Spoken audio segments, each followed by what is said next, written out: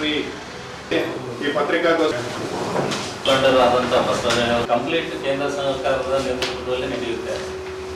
Sardar at 150 ಏಕತಾ ನಡಿಗೆ ಅನ್ನೋ ಒಂದು ಅಭಿಯಾನ. ಇದಕ್ಕೆ ರಾಜ್ಯ ಸಂಚಾಲಕರಾಗಿ ಪ್ರೀತಮ್ ಗೌಡ್ರು ಇರ್ತಾರೆ, ಸಹ ಸಂಚಾಲಕರಾಗಿ ನಮ್ಮ ರಾಜ್ಯ ಕಾರ್ಯದರ್ಶಿಗಳಾದ ವಿನಯ್ ಬಿಗ್ರಿ ಅವರು ಇರ್ತಾರೆ. ಅದೇ ರೀತಿ ಜಿಲ್ಲಾ ಸಂಚಾಲಕರಾಗಿ ನಮ್ಮ ಜಿಲ್ಲಾ ಪ್ರಧಾನ ಕಾರ್ಯದರ್ಶಿಗಳಾದ ಶ್ರೀ ಧನಂಜಯ ಕಡ್ಲೇಗೌಡ ಅವರು ಇರ್ತಾರೆ. ಅದೇ ರೀತಿ ಈ ಒಂದು ಏಕತಾ ನಡಿಗೆಯಲ್ಲಿ ಅಧಿಕಾರಿಗಳು ಸಹ ಭಾಗವಹಿಸ್ತಾರೆ. ಬಹಳ ಪ್ರಮುಖವಾಗಿ ಸರ್ದಾರ್ ವಲ್ಲಭಾಯ್ ಪಟೇಲ್ ಅವರ 150ನೇ ಜನ್ಮದಿನದಂದು ಅದರ ಪ್ರಯುಕ್ತ ಈ ಹಿಂದೆನೂ ನಮ್ಮ ಪ್ರಧಾನಮಂತ್ರಿಗಳು ಅನೇಕ ಕಾರ್ಯಕ್ರಮಗಳನ್ನು ಮಾಡ್ತಾ ಬಂದಿದ್ದಾರೆ. ಈ ಸಲ ಒಂದು ಬಹಳ ವಿಶೇಷವಾಗಿ ಅಂದರೆ ಇವೆಂಟ್ಗಳನ್ನು ಮಾಡೋದ್ರ ಮುಖಾಂತರ, ಏಕತಾ ನಡಿಗೆ ಮಾಡೋದ್ರ ಮುಖಾಂತರ ಒಂದು ಯುವಕರಿಗೆ ಸರ್ದಾರ್ ವಲ್ಲಭಾಯ್ ಪಟೇಲ್ ಅವರ ಒಂದು ಆದರ್ಶ ಮತ್ತು ಅವರ ತತ್ವಗಳನ್ನು ತಿಳಿಸುವಂಥ ಒಂದು ಅವೇರ್ನೆಸ್ ಮಾಡುವಂಥ ಕಾರ್ಯಕ್ರಮ ಅಂದರೆ ತಪ್ಪಾಗಲ್ಲ. ಈ ಏಕತಾ ನಡಿಗೆ ಪ್ರತಿ ಲೋಕಸಭಾ ಕ್ಷೇತ್ರದಲ್ಲಿ 3 ಕಡೆ ಮಾಡಬೇಕನ್ನೋದು ನಿರ್ಧಾರ ಇದೆ. ಅದನ್ನು ಅಧಿಕಾರಿಗಳು ನಿರ್ಧಾರ ಮಾಡ್ತಾರೆ, 2 ಕಡೆ ಮಾಡಬೇಕು ಅಥವಾ 3 ಕಡೆ ಮಾಡಬೇಕು ಅಂತೇಳಿ.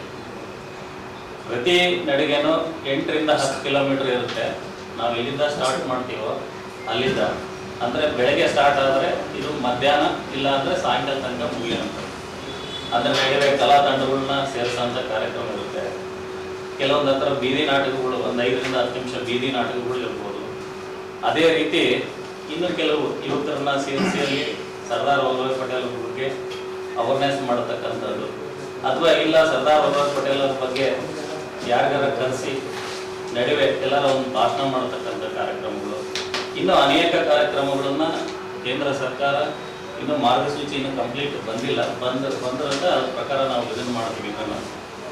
ಈಗ ಮುಖ್ಯ ಅಧಿಕಾರಿಗಳಾಗಿ ನಮ್ಮ ಸಂಜಯ್ ಸರ್ ನೇಮಕ ಆಗಿದ್ದಾರೆ. ಪ್ರತಿಯೊಂದು ಅವರಿಗೆ ಅದರ ಮಾಹಿತಿ ಇರುತ್ತೆ.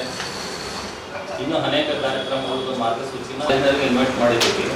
ಒಂದು ಕಾಲೇಜ್ ಮೈ ಭಾರತ್ ಪೋರ್ಟಲ್ನಲ್ಲಿ ಅದಕ್ಕೆ ಅವಕಾಶ ಇರುತ್ತೆ. ಅದೇ ರೀತಿ ಪ್ರಬಂಧ ಸ್ಪರ್ಧೆನೂ ಇರುತ್ತೆ. ಪ್ರಬಂಧ ಸ್ಪರ್ಧೆನೂ ಕೂಡ ಅದನ್ನು ಡಿಜಿಟಲ್ ಅಲ್ಲಿ ಇರುತ್ತೆ. ಅದನ್ನು ಮೈ ಭಾರತ್ ಪೋರ್ಟಲ್ಗೆ ಹೋಗಿ ಅವ್ರು ರಿಜಿಸ್ಟರ್ ಆಗ್ಬೋದು ಮತ್ತು ಅದನ್ನು ಪಾರ್ಟಿಸಿಪೇಟ್ ಮಾಡ್ಬೋದು. ಮತ್ತೆ ಯಂಗ್ ಲೀಡರ್ಸ್ ಪ್ರೋಗ್ರಾಮ್ ಆಗುತ್ತೆ, ಅದು ಕಾಲೇಜ್ ಕ್ಯಾಂಪಸ್ಗಳಲ್ಲಿ ಆಗುತ್ತೆ. ಮುಂದಿನ ದಿನಗಳಲ್ಲಿ ಅದ್ರ ಆ ಮಾಹಿತಿಯನ್ನು ಕೂಡ ನಿಮಗೆ ಶೇರ್ ಮಾಡ್ತೀವಿ. ಅದ್ರ ಜೊತೆಗೆ ನಶಾಮುಕ್ತ ಭಾರತ ಮತ್ತು ಸ್ವದೇಶಿ ಮೇಳಗಳ ಆಯೋಜನೆ ಮತ್ತು ಸ್ವದೇಶಿ ವಸ್ತುಗಳನ್ನ ನಮ್ಮ ದಿನನಿತ್ಯದಲ್ಲಿ ಬಳಸುವಂತ ಪ್ರತಿಜ್ಞೆಯನ್ನ ವಿದ್ಯಾರ್ಥಿಗಳಲ್ಲಿ ಎಲ್ಲ ಕಾಲೇಜ್ ಕ್ಯಾಂಪಸ್ಗಳಲ್ಲಿ ಈ ರೀತಿಯಾದಂಥ ಜಾಗೃತಿಯನ್ನ ಇಲಾಖೆ ವತಿಯಿಂದಾನೇ ನಡೆಸ್ಕೊಡ್ತಾರೆ ಮತ್ತು ಜಿಲ್ಲಾದ್ಯಂತ ಇರುವಂಥ ಕಾಲೇಜ್ ಕ್ಯಾಂಪಸ್ಗಳಲ್ಲಿ ಈ ಅಭಿಯಾನವನ್ನ ತೆಗೆದುಕೊಂಡು ಹೋಗ್ತಾರೆ. ಅದೇ ರೀತಿ ಯೋಗ ಮತ್ತು ಆರೋಗ್ಯ ಶಿಬಿರಗಳನ್ನು ಕೂಡ ಯುವಕರನ್ನ ಗುರಿಯಾಗಿಸಿಕೊಂಡು ಅನೇಕ ಶಿಬಿರಗಳನ್ನು ಕೂಡ ಜಿಲ್ಲಾದ್ಯಂತ ನಮ್ಮ ಲೋಕಸಭಾ ಕ್ಷೇತ್ರದ ವ್ಯಾಪ್ತಿಯಲ್ಲಿ ಯುವ ಮತ್ತು ಸಬಲೀಕರಣ ಇಲಾಖೆಯಿಂದನೇ ಆಯೋಜನೆ ಆಗುತ್ತೆ ಮತ್ತು ಅದರಲ್ಲೂ ಕೂಡ ಹೆಚ್ಚಿನ ಸಂಖ್ಯೆಯಲ್ಲಿ ಯುವಕರು ಮತ್ತು ಕಾಲೇಜಿನ ಕ್ಯಾಂಪಸ್ಗಳಲ್ಲಿ ಭಾಗವಹಿಸಬೇಕು ಅನ್ನೋದು ಈ ಪತ್ರಿಕಾಗೋಷ್ಠಿ ಮೂಲಕ ಎಲ್ಲರೂ ಕೇಳ್ಕೊಳ್ತೀವಿ. ಈ ಇದರಲ್ಲಿ 16ನೇ ತಾರೀಕು ಸುಮಾರು ಬೆಳಿಗ್ಗೆ 14ನೇ ತಾರೀಕಿಗೆ ಸುಮಾರು 150-500 ಜನ ವಿದ್ಯಾರ್ಥಿಗಳು ನಾವು ಸೇರಿಸಿ ಈ ಕಾರ್ಯಕ್ರಮ ಪಾದಯಾತ್ರೆಯನ್ನು ಶುರು ಮಾಡಿ ಚಾಲನೆ ಮಾಡಿ ಕೊನೆಗೆ ಮತ್ತೆ ವಾಪಸ್ ಬಂದು ಅಲ್ಲೇ ಏನು ಮಾಡಬೇಕಂತ ಹೇಳಿ ಈ ಕಾರ್ಯಕ್ರಮವನ್ನು ನಮ್ಮ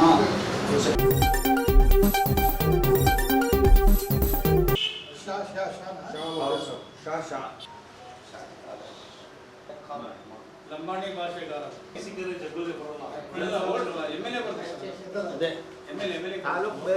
ವಿಧಾನಸಭಾ ಕ್ಷೇತ್ರ ಅಂತ ವಿಧಾನಸಭಾ ಕ್ಷೇತ್ರದಲ್ಲಿ ಅರಸೀಕೆರೆ ಗ್ರಾಮದಲ್ಲಿ ನಾಳೆ 8ನೇ ತಾರೀಕಿನ ದಿನ 4 ಗಂಟೆಯಿಂದ 7 ಗಂಟೆ ಮಟ್ಟ ಅಲ್ಲಿ ಉರ್ಸೈಕ್ ಸರ್ ಮಕ್ಕಂಪರ್ ಗುರುಗಳು ಶ್ರೀ ಹಜರತ್ ಗುರುಗಳದು ಮಕ್ಕಂಪರ್ ಶರಣರದು ಜಿಂದಾಸ ಮದಾರ್ ಅವ್ರದ್ದು ಉರ್ಸೈತೆ 4 ಗಂಟೆಯಿಂದ 7 ಗಂಟೆ ಮಟ್ಟ, 7 ಗಂಟೆಯಿಂದ ರಾತ್ರಿ 11 ಗಂಟೆ ಮಟ್ಟ ಉರ್ಸೈತೆ ಸರ್. ಅದಕ್ಕೆ ಸುಮಾರು 450 ರಿಂದ 500 ಜನ ಅಲ್ಲಿಗೆ ಬರ್ತಾ ಇದ್ದಾರೆ, ಭಕ್ತಾದಿಗಳು ಬರ್ತಾ ಇದ್ದಾರೆ. ಅಲ್ಲಿ ಇದು 2ನೇ ವಾರ್ಷಿಕೋತ್ಸವ ಸರ್ ನಡೀತಾ ಇದೆ. 2ನೇ ವಾರ್ಷಿಕೋತ್ಸವ ನಡೀತಾ ಇದೆ. ಎರಡನೇ ವರ್ಷ ನಡೀತಾ ಇದೆ ಈಗ.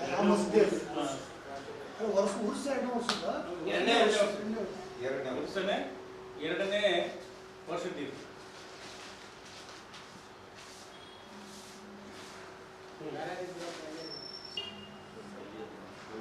ಸರ್, ನಮ್ಮ ಅರಸೀಕೆರೆಯಲ್ಲಿ ಕಾರ್ಯಕ್ರಮ ಏನಾದ್ರು ಪ್ರವಚನ ಇರುತ್ತೋ ಅಥವಾ ಧರ್ಮದ ಬಗ್ಗೆ ಪ್ರವಚನ ಅಥವಾ ಬೇರೆ ಧರ್ಮದ ಬಗ್ಗೆ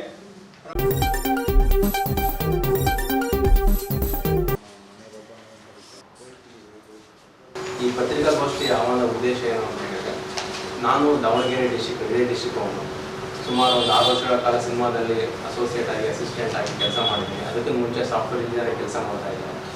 ಅದನ್ನೆಲ್ಲ ಸ್ವಲ್ಪ ಬದಿ ಬರ್ತೀನಿ. ಓನಾಗಿ ಸಿನಿಮಾ ಮಾಡಬೇಕಂತ ಬಂದಿದ್ದೀನಿ. ಅದಕ್ಕೆ ಮೇನಾಗಿ ದಾವಣಗೆರೆ ಸುತ್ತಮುತ್ತ ಇರೋರು ದಾವಣಗೆರೆಯವರಿಗೆ ಅವಕಾಶ ಕೊಡಬೇಕು. ಈ ಸಿನಿಮಾ ನಡೀತಾ ಇರೋದು ಬಾಡ ಕಂಬಿಗಳು ಈ ಸುತ್ತಮುತ್ತ ಭಾಗದಲ್ಲಿ ಸಿನಿಮಾ ನಡೀತಾರೆ. ಕಂಪ್ಲೀಟ್ ಇದು ಫ್ಯೂಚರ್ಸ್ ಥಿಯೇಟರ್ ರಿಲೀಸ್ ಆಗುತ್ತೆ, OTTಗೆ ನಾರ್ಮಲ್ ಆಗಿ ಸಿನಿಮಾ ಮಾಡ್ತಾ ಅದೇ ಥರದಲ್ಲಿ ಸಿನಿಮಾ ಮಾಡ್ತಾ ಇದ್ದಾರೆ. ಹಾಗಾಗಿ ನಾನು ಇದೇ ಡಿಸ್ಟ್ರಿಕ್ಟ್ ಆಗಿರೋದ್ರಿಂದ ಇಲ್ಲಿಯವರೆಗೆ ಅವಕಾಶ ಕೊಡಬೇಕು. ಇಲ್ಲಿಯವರೆಗೆ ಕಂಪ್ಲೀಟ್ ಹೊರಣಿಸೋ ಎಲ್ಲರೂ ಕೂಡ ಯಾರನ್ನೂ ಕೂಡ ಫೈನಲೈಸ್ ಮಾಡಿಲ್ಲ. ಇಲ್ಲೇ ಆರ್ಟಿಸ್ಟ್ ತೊಗೊಂಡು ಅವ್ರಿಗೆ ಒಂದು 20-25 ವರ್ಕ್ಶಾಪ್ ಮಾಡಿಸಿ ಈ ಸಿನಿಮಾದಲ್ಲಿ ಆಯ್ಕೆ ಮಾಡಿಕೊಂಡು ಸಿನಿಮಾ ಮಾಡಬೇಕು ಅಂತ ನಮ್ಮ ಉದ್ದೇಶ ಆಗಿದೆ. ಹಾಗಾಗಿ ಇದಕ್ಕೆ ನಿಮ್ಮ ಸಹಕಾರ ಸಪೋರ್ಟು ತುಂಬ ಇಂಪಾರ್ಟೆಂಟು. ಮೇನಾಗಿ ಫೋಕಸ್ ಮಾಡ್ತಾ ಇರೋದಂದರೆ ದಾವಣಗೆರೆ ಡಿಸ್ಟಿಕ್ವರೆಗೆ, ದಾವಣಗೆರೆ ಡಿಸ್ಟಿಕ್ ಸುತ್ತಮುತ್ತ ಜಿಲ್ಲೆಗಳಿಗೆ ಯಾರಿದ್ದಾರೆ ಎಲ್ರಿಗೂ ಕೂಡ ಅವರು ಆಡಿಷನ್ 14ನೇ ತಾರೀಕು ಆಡಿಷನ್ ಇದೆ ಈ ಸಿನಿಮಾದು. ಇದೇ ನೆಕ್ಸ್ಟ್ ಭಾನುವಾರ 14ನೇ ತಾರೀಕು ಆಡಿಷನ್ ಇದೆ. ಆ ಆಡಿಷನ್ಗೆ ಎಲ್ಲರೂ ಕೂಡ ಅಟೆಂಡ್ ಆಯ್ತಂದರೆ ನಾವು ಅವ್ರನ್ನ ಯಾರನ್ನ ಫಿಲ್ಟರ್ ಮಾಡಿಬಿಟ್ಟು ಅಲ್ಲಿ ಒಂದು ಫೈನಲೈಸ್ ಮಾಡಿ ಅವ್ರಿಗೆ ಒಂದು 20-25 ವರ್ಕ್ಶಾಪ್ ಮಾಡಿಸ್ತೀವಿ. ವರ್ಕ್ಶಾಪ್ ಮಾಡಿದಾದ್ಮೇಲೆ ಅವ್ರ ಪಕ್ವತೆ ಆದಮೇಲೆ ಅವ್ರನ್ನ ಆನ್ ಫ್ಲೋರ್ ಸೆಟ್ಟಿಂಗ್ ತೊಗೊಂಡು ಹೋಗ್ತಾ ಇದ್ದಾರೆ.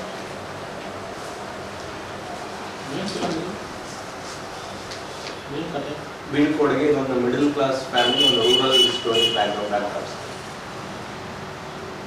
ನೀವು ಅಸಿಸ್ಟೆಂಟ್ ಡೈರೆಕ್ಟರ್ ಯಾವ ಫಿಲ್ಮ್? ಸರ್, ಬ್ರಹ್ಮಪುತ್ರ ಅಂತ ಒಂದು ಮಾಡಿದೆ, 4 ವಾಲ್ಸ್ ಅಂತ ಒಂದು ಸಿನಿಮಾ ಮಾಡಿದೆ, ದೇವರಾಟ ಬಲವರಾರು, ಆಮೇಲೆ ಕಿರುಚಿತ್ರ ಮಾಡಿದೆ, ಆಮೇಲೆ ಸಾಂಗ್ಸ್ ಮಾಡಿದ್ದೆ, ಆಲ್ಬಮ್ ಸಾಂಗ್. ನಿರ್ಮಾಪಕರು ಇಲ್ಲವರ? ನಿರ್ಮಾಪಕರು ನನ್ನ ಸ್ನೇಹಿತರೆ ಸರ್, 3 ಜನ ಇದ್ದೀವಿ. I am also part of producer.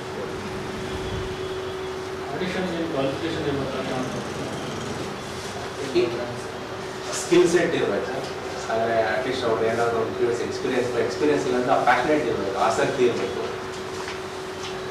ಎಲ್ಲ ಪಾತ್ರಗಳಿಗೂ ಅವಶ್ಯ ಇದೆ. ಹೌದು ಸರ್, ಎಲ್ಲ ಪಾತ್ರ.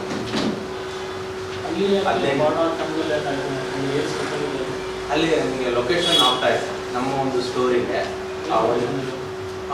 ಆ ಊರು, ಅಲ್ಲಿನ ಮನೆ, ಅಲ್ಲಿನ ಜಾಗ ತೋಟ ಖಂಡಿತ ಸರ್.